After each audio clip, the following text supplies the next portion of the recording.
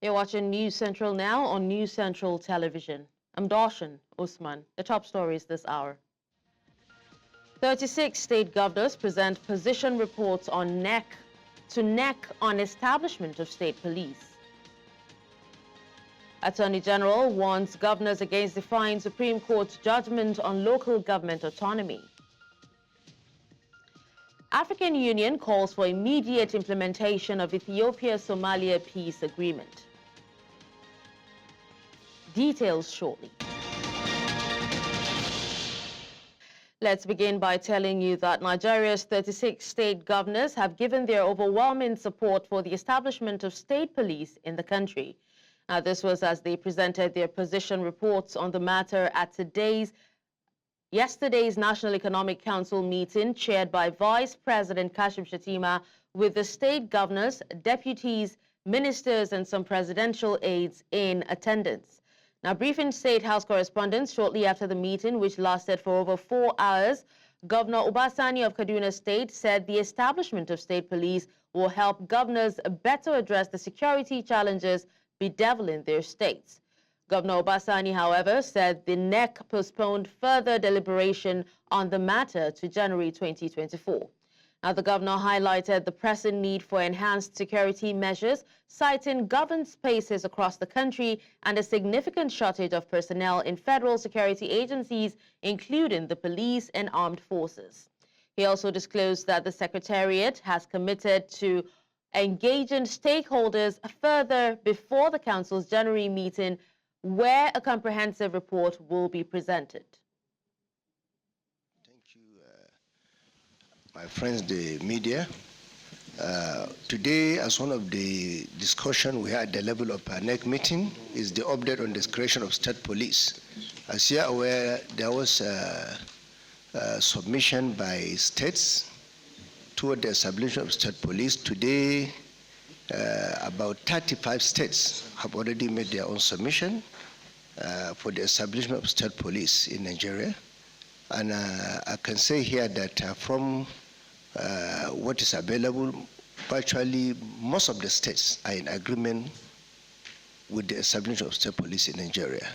But today the council have decided to step down the discussion until the next council meeting, because we need to come up with a report from the Secretariat. And after the report, there will be deliberation in the next NEC meeting that is likely taking place in January. And not only that, there's also a resolution in the last NEC meeting, which today the Secretary have also agreed on that. There will be further stakeholders engagement after the final report and deliberation by the members of the NEC. So all we are saying here is that 35 states have made their own submission, and many states are in agreement for the establishment of state police, considering the fact that virtually every state have their peculiarity in terms of the problem we're having of insecurity in our own states.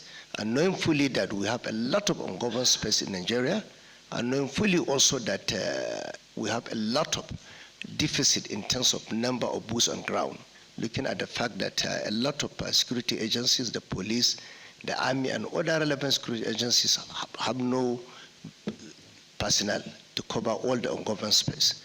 That is the reason why most of us agree that the establishment of state police in Nigeria is the way forward toward addressing the problem of insecurity in our own country.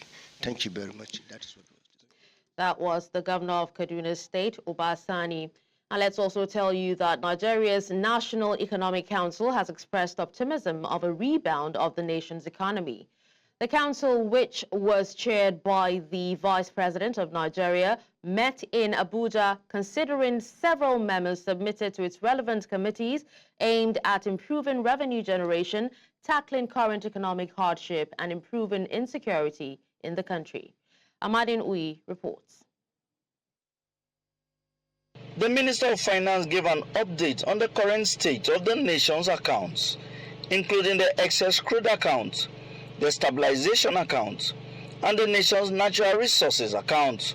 I reported to the National Economic Council that the excess crude account as at December 10th had approximately $424,000, while the stabilization account had 33.3 billion naira. And likewise, the development of natural resources account had 28.3 billion naira.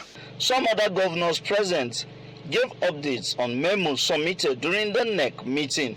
The issue of the tax reforms was not a subject matter of the NEC meeting today. It was not any topic for conversation. It only came tangentially in the discussion about the funding for RAMFAC. And because in the proposal itself for tax reform, I mean, they try also to deal with several of these ancillary needs. I mean, institutions that require special funding. The chairman of NEC and the ad hoc committee chairman, Governor of Kogi State, gave an update report on the committee's activities and noted the implementation of some of the recommendations made by the committee. Another critical presentation today at today's NEC proceeding was a presentation by the Ministry of Arts, Culture, Tourism, and the Creative Economy. And they have the very big idea around establishment and readoption of historic sites to create, to be named as Renewed Hope Creative Villages. The council expressed optimism of a rebound of the nation's economy. The governor of Anambra State also informed newsmen that the controversial tax reform bills was not a key topic of discussion during the meeting. In Abuja for News Central, I am Amadin Uyi. In the meantime, President Bola Tinubu is scheduled to present the 2025 budget to a joint session of the National Assembly on Tuesday, December 17. The announcement was made by Senate President Godswill Akpabio during Thursday's plenary. Now, according to Akpabio, the budget presentation will take place in the chamber of the House of Representatives. This follows President Tinubu's submission of the medium-term expenditure framework and fiscal strategy paper for 2025 and 2027 to the Senate and House of Representatives last Tuesday. Now, the Senate Committee on Finance, National Planning and Economic Affairs has been tasked with reviewing the MTEF FSP documents and submitting their report within 1 week. His Excellency, the President of the Federal Republic of Nigeria, has indicated his intention to bring the 2025 budget proposals and estimates to a joint sitting of the National Assembly on 17th day of December 2024. That will be at 11 a.m. prompt. That will be in the House of Representatives as usual. So I'm talking about Tuesday next week. So all our colleagues are enjoying to report early so that we can have a few minutes of deliberations before we move down to meet with Mr. President. The Nigerian House of Representatives has initiated an investigation into the alleged mismanagement of a $232 million World Bank loan intended for the Accelerating Nutrition Results in Nigeria, that's ANRiN program. Now, this development comes after Honorable Chike Okafor sponsored a motion expressing concerns over the program's effectiveness in addressing malnutrition in Nigeria. The ANRiN program, launched in 2018, aims to enhance access to nutrition services for vulnerable populations across 12 states. However, despite its well-intentioned goals, recent statistics indicate deteriorating nutritional outcomes, prompting doubts about the impact of the allocated funds. Now, the House has mandated its committees on nutrition and food security, finance, AIDS, loans and debt management to examine use of funds and ensure that the program's objectives are not abused. The committees are expected to invite relevant stakeholders, including the Federal Ministry of Health, the National Primary Healthcare Development Agency, and the World Bank to provide insights and documentation. That the programs so far have been alleged to be water everywhere, but no water to drink. A beautiful program for solving malnutrition challenges, but it has appeared to produce miraculous and obviously ineffective outcomes.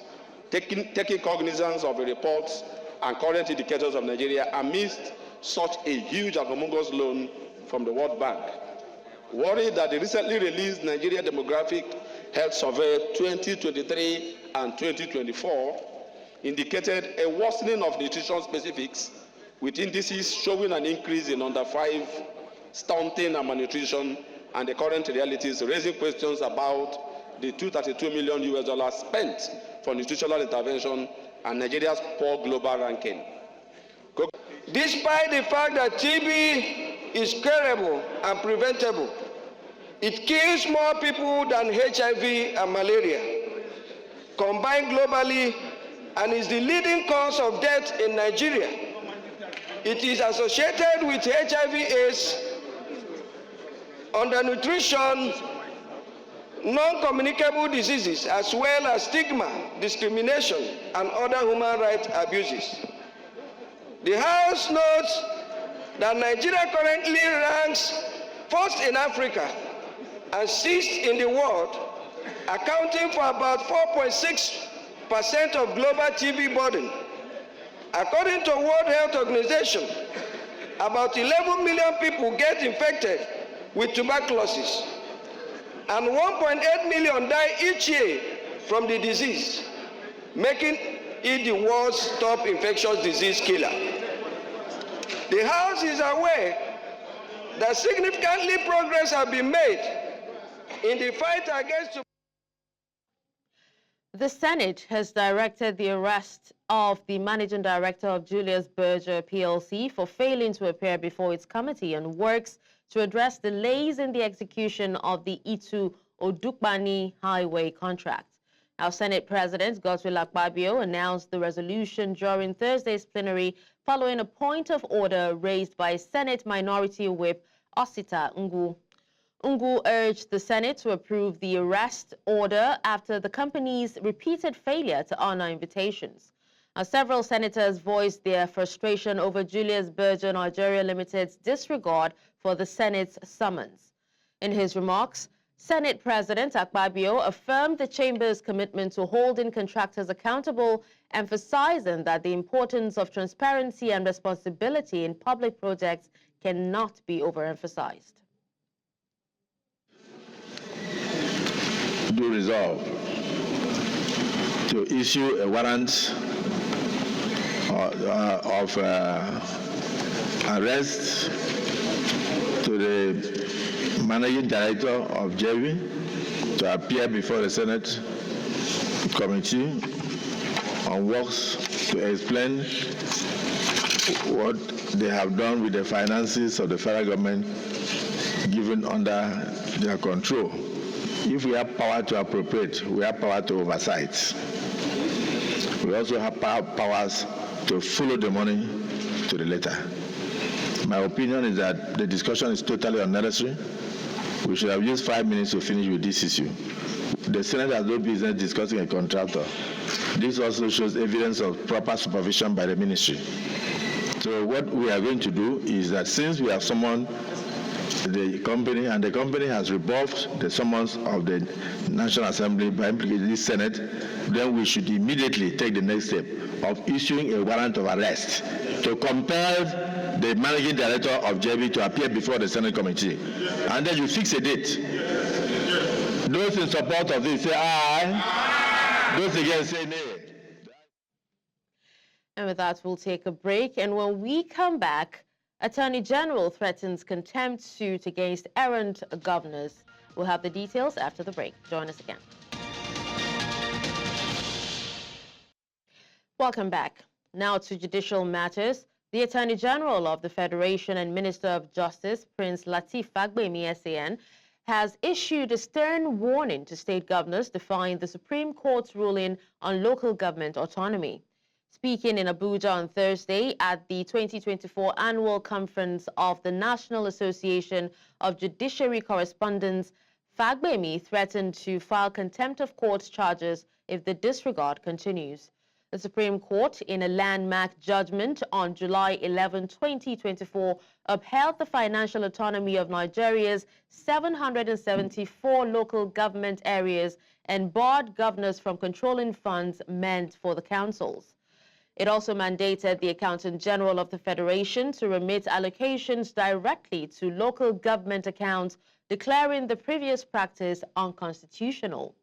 However, more than 5 months after the ruling, the federal government has yet to implement the directive, prompting concerns over compliance with the Apex Court's decision. The Lagos State Special Offences Court in Ikeja has scheduled January 7, 2025 to rule on an objection raised by former Central Bank of Nigeria Governor Godwin Emefiele in the $4.5 billion and $2.8 billion naira fraud case brought against him by the Economic and Financial Crimes Commission. Emefiele, alongside co-defendant Henry Omoile, is facing 26 charges before Justice Rahman Oshodi. At Thursday's hearing, Emefiele's counsel, Olalekan Ojo, SAN, argued that the court lacks territorial jurisdiction to hear the case, claiming that the alleged offenses occurred outside the court's jurisdiction.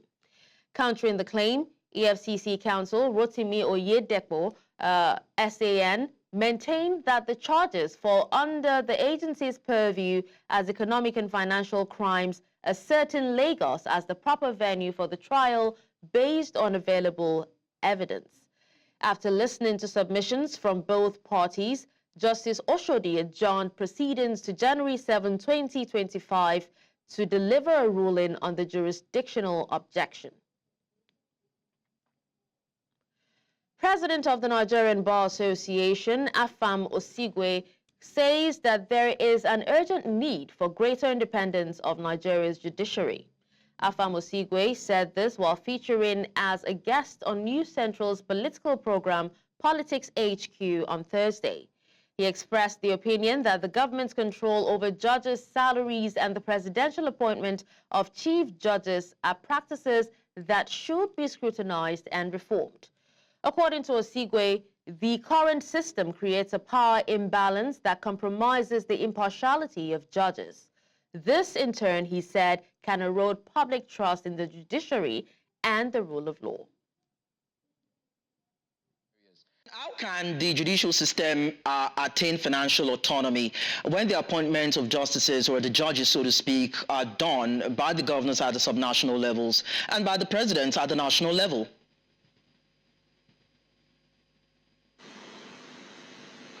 So the way a person is appointed does not suggest that because a governor appoints you, a president appoints you, you should not have financial independence. The Constitution has granted them financial autonomy. How you are appointed, how you become a judicial officer should have nothing to do with your ability to control funds or money meant for that arm of government.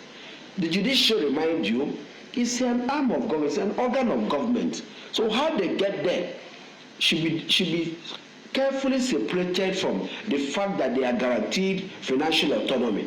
And this financial autonomy is coextensive with the independence of the judiciary. Because when they have to beg for money to be made released to them, there can be some arm twisting.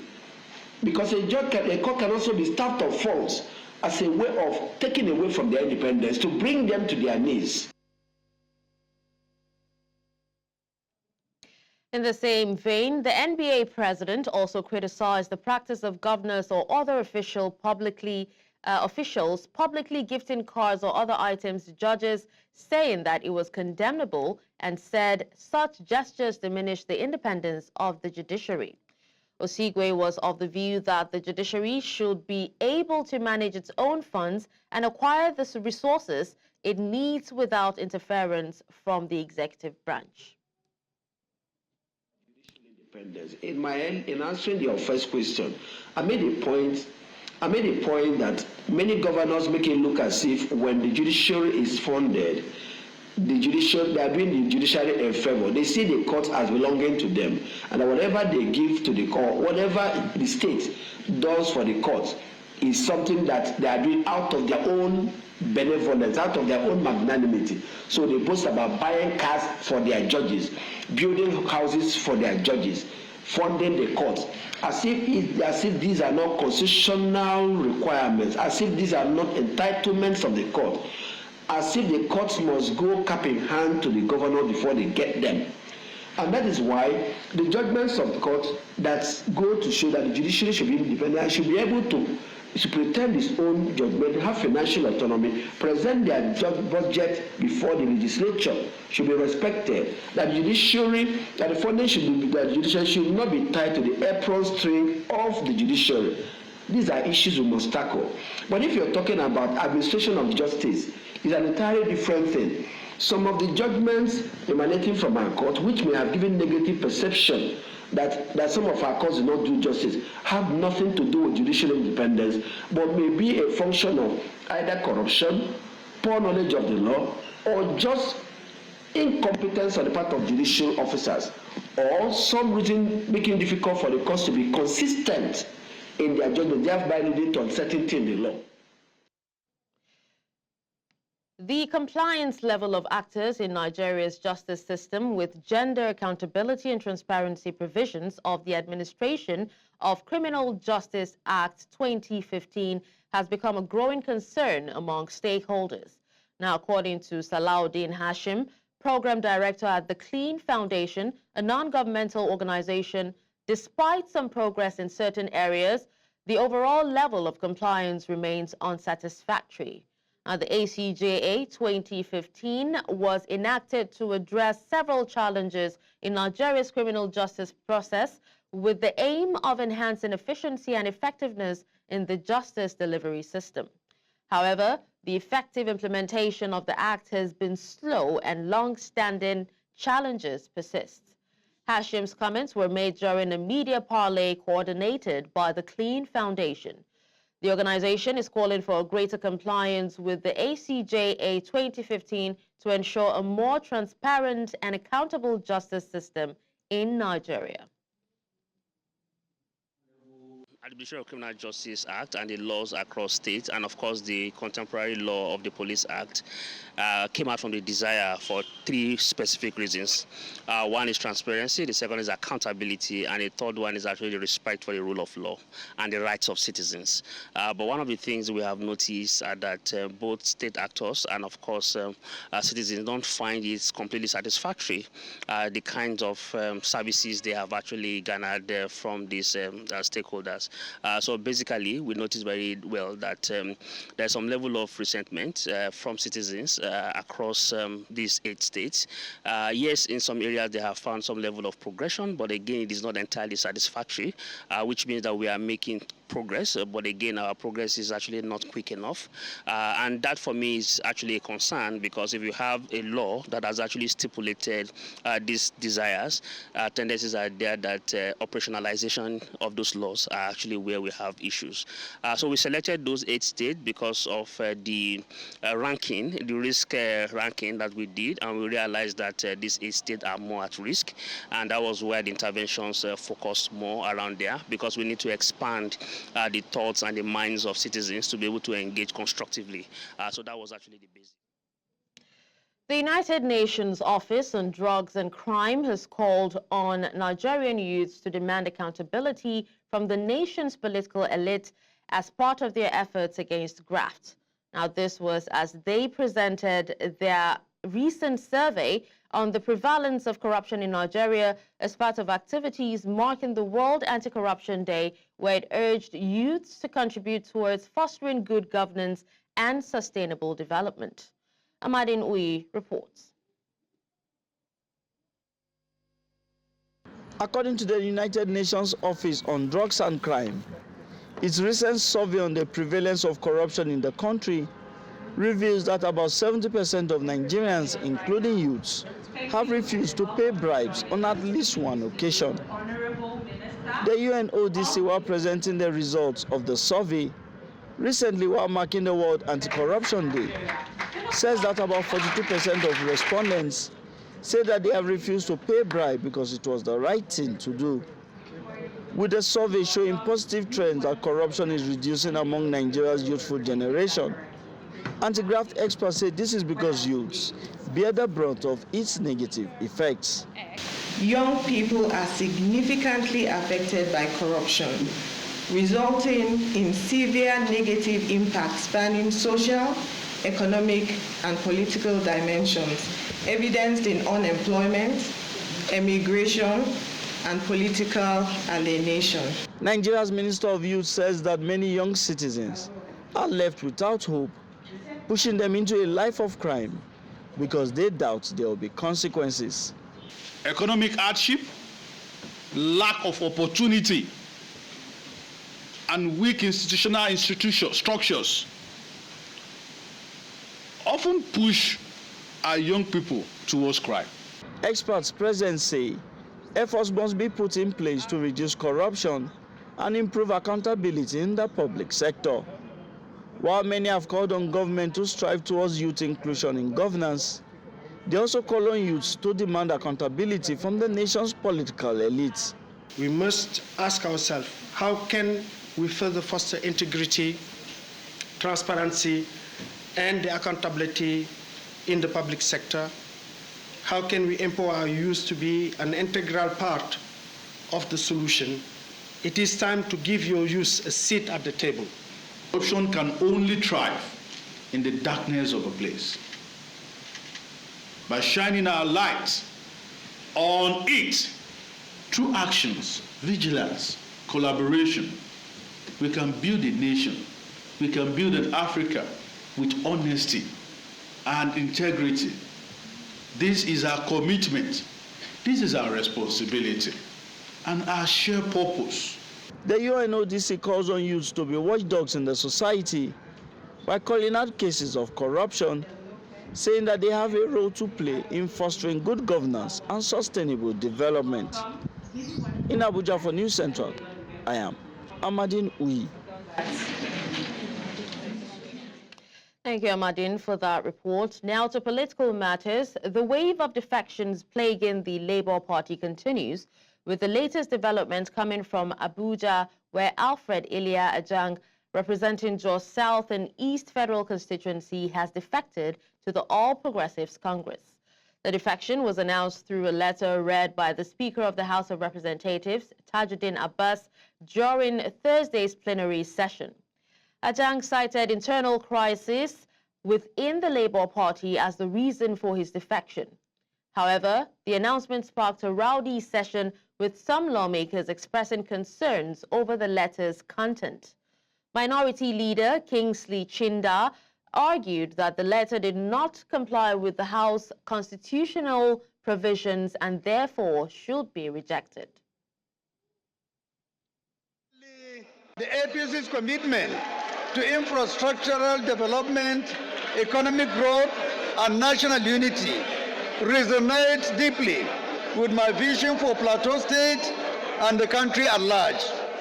I believe that by joining the ruling party, I'll be better positioned to contribute to the realization of these developmental goals and bring much needed support to my constituents. Effective representation for my constituents as a representative of the Jos South and Jos East Federal Constituency, my primary responsibility is to ensure welfare and development of my people. In recent times, I have found it increasingly difficult to align with the Labour Party's approach to national issues, especially given its limited influence in the current government structure. I believe that joining the APC will provide me with the greater opportunities to secure federal support for projects that are crucial to the people of Plateau State, including improved healthcare, education, infrastructure, and security. Again, building bridges for a greater Plateau and Nigeria. By making this transition, I aim to play a more active role in fostering unity and collaboration across party lines. The Independent National Electoral Commission, INEC, has proposed the use of computer-generated slips for voter accreditation during elections. Now, INEC Chairman Mahmoud Yakubu disclosed this on Thursday at a meeting with the resident electoral commissioners on planning and reform learning for the experience of the 2023 general election. Yakubu said the commission consulted widely internally with its officials and external stakeholders to identify 142 recommendations dealing with the general state of preparedness, voter management, voter education, public communication, and the electoral legal framework. Now, the chairman said on the legal review, there are 8 recommendations that require legislative action by the National Assembly. He called for a review of the use of the permanent voters' cards as the sole means of identification for voter accreditation on election day with the introduction of the bimodal voter accreditation system. From the internal and external engagements, the Commission has identified 142 recommendations dealing with general state of preparedness, voter management, voter education and public communication, political parties and candidate management, electoral operations and logistics management, election officials and personnel, partnership and collaboration, monitoring and supervision, election technology, voting and result management, election security, electoral offenses, and the electoral legal framework. Coming up, Niger junta suspends BBC radio amid growing media crackdown. We have the details after the break. Join us again.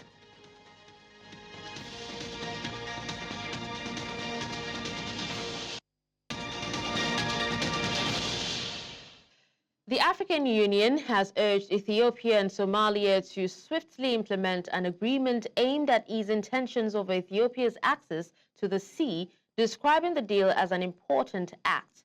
Now, the long-standing dispute stems from Ethiopia's January deal with Somaliland, a self-declared independent region of Somalia, to lease a stretch of coastline for a port and military base. In exchange, Somaliland claimed Ethiopia would recognize its independence, a move Addis Ababa has not confirmed. Somalia condemned the deal as a violation of its sovereignty, sparking concerns of renewed conflict in the already volatile Horn of Africa. Now, after hours of Turkish brokered talks, Ankara announced late Wednesday that a historic agreement has been reached between Somalia and Ethiopia. The African Union has now called on both nations to honor the terms of the deal without delay to ensure stability in the region. Niger's military government has announced the suspension of BBC radio broadcasts for 3 months, accusing the British broadcaster of disseminating erroneous information likely to destabilize social peace and undermine troop morale in its fight against jihadists.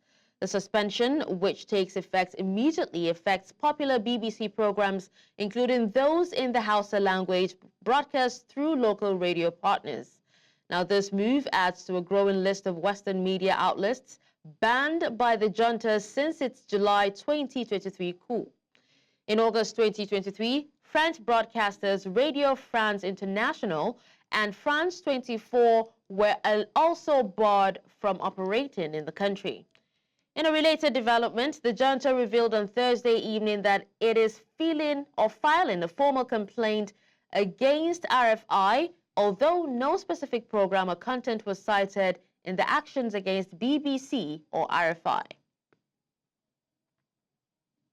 Now, as the Gauteng division of the High Court in Pretoria is on recess till January 2025, when the proceedings of the Senzo Meyiwa trial will resume, emotions are running high and concerns among the followers and supporters of the late soccer star's family is escalating.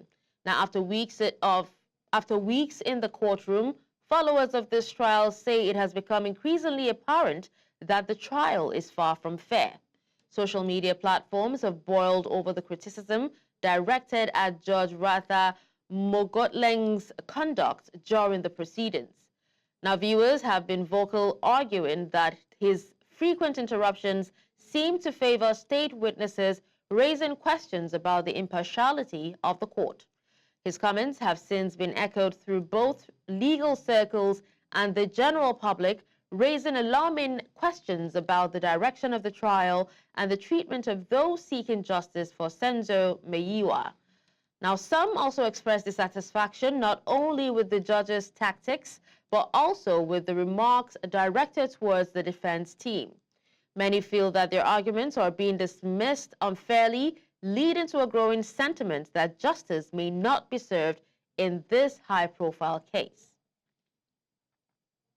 Now, to discuss this further, we are joined by content creator Nokwazi Ntombela. Hello, Nokwazi. Thank you so much for joining us at this time. Hi, how are you? I'm very well, thank you. Now, can you speak to us on how South Africans feel about the progress of Senzo Meyiwa's trial? Do they think that the trial has been fair and transparent? Well, firstly, I believe that we have made some progress in this case because we did start the trial de novo last year. And considering that the state is nearing the end of their case, we have made some progress. However, when it comes to the fairness of the judge, it is very apparent that the judge is not really fair towards the defense in this trial. He constantly interrupts the defense when they're doing their cross-examination and seems to be biased towards the state in this case. All right, now you talked about the judge not being fair in the trial. Have there been any disparities in how witnesses have been treated in the court? And also, just before you answer that, what are the implications of these disparities and also the trial's outcome? Well, firstly, the judge does seem to be a bit lenient when it comes to the witnesses of the state. He does allow them to get away with quite a lot. I've seen with the lead investigating officer, Brigadier Gininda, who seems to have had a lot to say when he was led by Advocate Maloyi in his testimony. However, when cross-examination begins, Gininda seems not to have all the answers for the questions that the defense is asking and saying that he does not have expertise and cannot comment on these things. But he was very bold and very able to testify about the evidence of the expert when led by Advocate Maloyi. So it does seem that the judge is a bit unfair and is a bit lenient with the witnesses of the state, particularly witnesses that are experts. As we do know, we did have an expert witness in this case that dealt with cell phone evidence, Mr. Steyn or Colonel Steyn. And that evidence, for me, it seems that the judge has taken that evidence and is literally going with it without having it actually go through the proper processes of cross-examination. So how do you think the judge's handling of this particular trial will impact the trial outcome? Well, looking at the case at the moment, I see the judge convicting the 5 accused before the court, even though the evidence is not as overwhelming as we were told it would be. The state has not proven their case beyond reasonable doubt. There are certain inconsistencies in the state's case that are very, very questionable. But judging by the judge's behavior, I see a conviction on the 5 accused. Okay. Now, can you speak to us, Nokwazi, on how the followers of Senzo Meyiwa have actually reacted to the news of Ngomezulu's passing? Do you think that his death will impact the trial outcome? The news of the passing of Ngomezulu was very tragic and very sad for most of the people that have been following this trial. As you will recall, he did join this team of defense during the trial within a trial where we were dealing with the admissibility of the confessions of the two accused.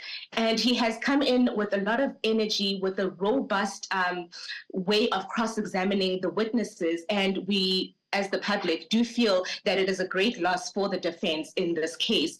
However, I do believe that the defense have done a very good job so far, and it's just a matter of finishing the state's case and leading the case of the defense to see where we will go with this. Okay, but in your opinion, do you think that, the family would finally get justice in this trial, considering the challenges and controversies that have arisen?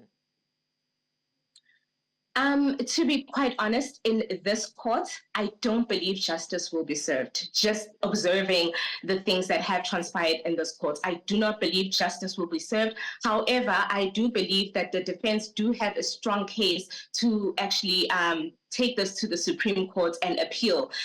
You would see that the admission of the statement was initially what the state was relying on the most in this case. And the fact that Judge Mofatleng did actually accept these confessions, it just says to me that some of the information wasn't really taken into account, because we do have the magistrate that took the confession of accused number 2, who does say that he did mention to her that he had not taken a bath for 7 days. I mean, he made his confession on the 24th of June and was arrested on the 17th and had not taken a bath. That should have been issues that were taken into consideration when accepting these confessions.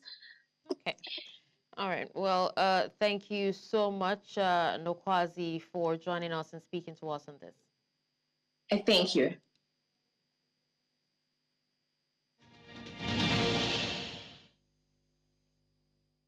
Now, in other news from around the world, Chinese Navy and Coast Guard ships have returned to China, marking the end of a large-scale maritime exercise.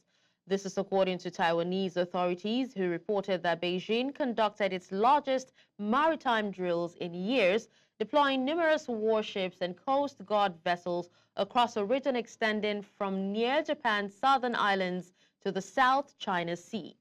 However, Chinese authorities have given no announcement about increased military activity in the East China Sea, Taiwan Strait, South China Sea, and Western Pacific Ocean. Sai Ching-ching, Deputy Director General of Taiwan's Coast Guard, confirmed on Friday that the ships had returned to China and stated that Taipei regarded the exercise as over. Wu Xiang, a spokesman for Beijing's defense ministry, did not confirm whether the exercises had taken place at all, adding that any exercise would be decided by them alone. And now in the world of sports, Nigeria's under-17 women's team, the Flamingos, delivered a commanding performance, defeating Niger 9-0 in the opening match of the Wafu B Under-17 Girls Cup in Ghana. Aisha Nimashaung opened the scoring. Peace Effiong followed, with Jeneth Akekoromewe and Shakira Tafolabi each netted impressive hat-tricks to secure the victory. Now, with this resounding win, the Flamingos have announced themselves as strong contenders in the tournament. They are set to face Cote d'Ivoire on Monday in their second group stage match.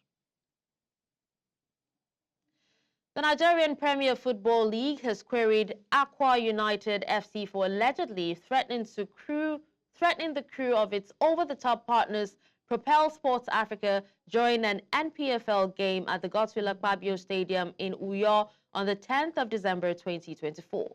Now, the NPFL has also invited Aqua United's welfare officer to face a disciplinary panel over threats that he was seen on the video footage issuing to the broadcast crew. Now, the club has warned, or was warned, that a repeat occurrence of such a similar conduct will attract severe sanctions. Aqua United was directed to take all necessary steps to prevent a recurrence of such incidents in the future.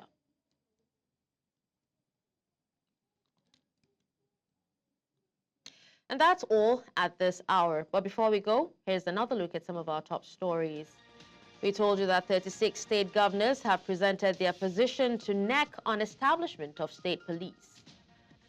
We also told you that Attorney General has warned governors against defying Supreme Court's judgment on local government autonomy. Finally, you heard that African Union has called for immediate implementation of Ethiopia-Somalia peace agreement. You can watch News Central live on DSTV channel 422, Star Times channel 274, Avo TV, and YouTube. Many thanks for watching. I'm Darshan Usman.